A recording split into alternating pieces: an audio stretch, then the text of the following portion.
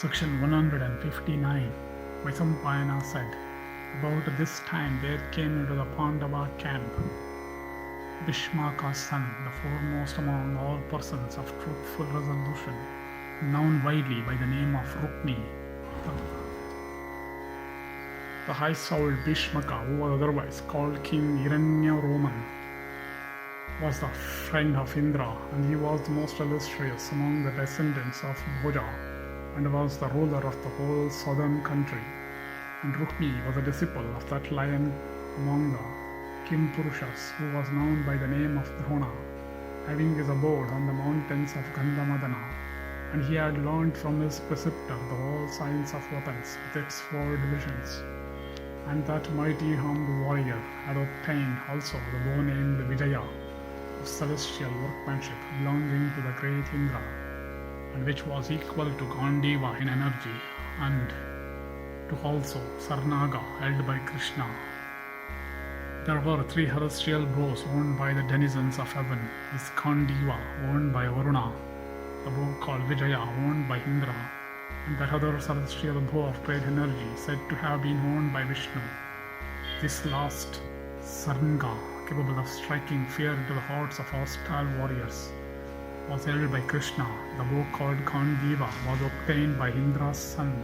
Arjuna from Agni on the occasion of the burning of Pandava, while the bow called Vijaya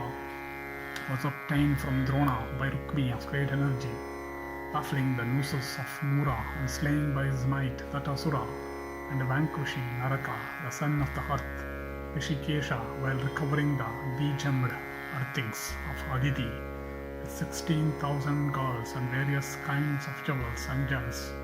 obtained that excellent bow called Sanga, and Rukmi, having obtained the bow called Vijaya, whose twang resembled the roar of the clouds, came to the Pandavas, as if inspiring the whole universe with a dread. Formerly proud of the might of his own arms, the heroic Rukmi could not tolerate the ravishment of his sister Rukmini by wise Vasudeva. He had set out in pursuit, having sworn that he would not return without having slain Janardana, and accompanied by a large army consisting of 4 kinds of forces that occupied as it marched a very large portion of the earth, accoutred in handsome coats of mail and armed with diverse weapons, and resembling the swollen current of the Ganga, that foremost of all wielders of weapons set out in pursuit of Vasudeva of Vishnu's race,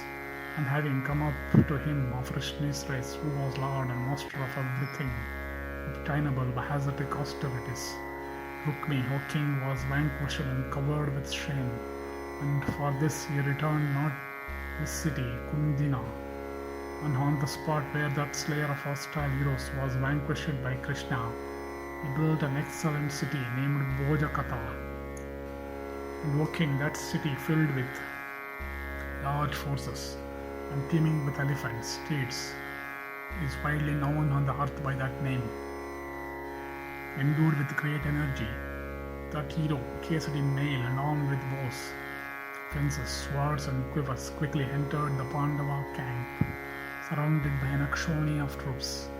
and Rukmi entered that vast army under a standard effulgent as the sun, and made himself known to the Pandavas, from desire of doing what was agreeable to Vasudeva.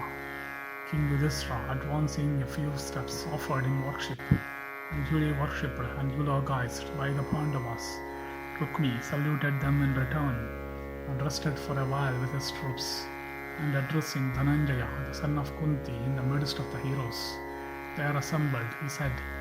If, O son of Pandu, thou art afraid, I am here to render thee assistance in the battle. The assistance I will give thee will be unbearable by thy force. There is no man in this world who is equal to me in prowess. I will slay those foes of thine whom thou, O son of Pandu, will assign to me. I will slay one of those heroes, viz. Drona and Kripa and Bhishma and Karna,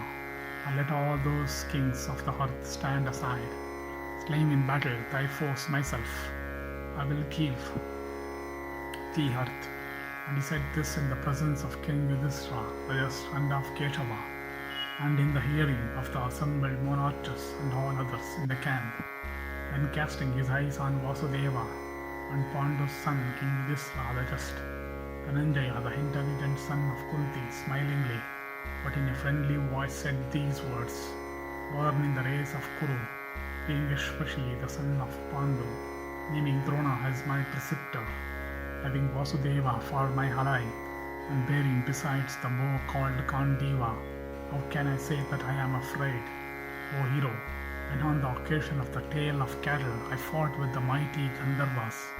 who was there to assist me, in the terrific encounter also with the gods and Dhanavas, banded together in great numbers at Pandava, who was my ally when I fought. Then again I fought with the Nivata Kavachas, and with those other Dhanavas called Kalakeyas, who was my ally. When again at Virata's city, I fought with the numberless Kurus, who was my ally in that battle, having paid my respects for battle's sake to Rudra, Sakra, Vaishravana, Yama, Varuna, Pavaka, Kripa, Drona, and Madhava, and wielding that tough celestial bow of great energy called Gandiva, and accoutred with inexhaustible arrows, armed with celestial weapons. How can a person like me, O tiger among men, say even unto Indra armed with thunderbolt, such words as I am afraid, words that rob one of all his fame, or thou of mighty arms. I am not afraid, nor have I any need of thy assistance. Go therefore, or stay as it pleaseth, or suiteth thee. Hearing these words of Arjuna, Rukmi, taking away with him his army vast as the sea, repaired then, mobile of Bharata's race to Duryodhana, and King Rukmi repairing thither, said the same words unto Duryodhana, and that king, proud of his bravery, rejected him in the same way. Thus, O king, two persons withdrew from the battle, his Rohini's son Rama, of Vrishni's race, and King Rukmi. And after Rama had set out on his pilgrimage to the Tirthas, and Bhishmaka's son Rukmi had departed thus, the sons of Pandu once more sat down for consulting with one another, and that conclave presided over by King Yudhishthira, the just abounding with numerous monarchs, blazed forth like the firmament, bespangled with lesser luminaries with the moon in their midst. Thus endeth section 159 in the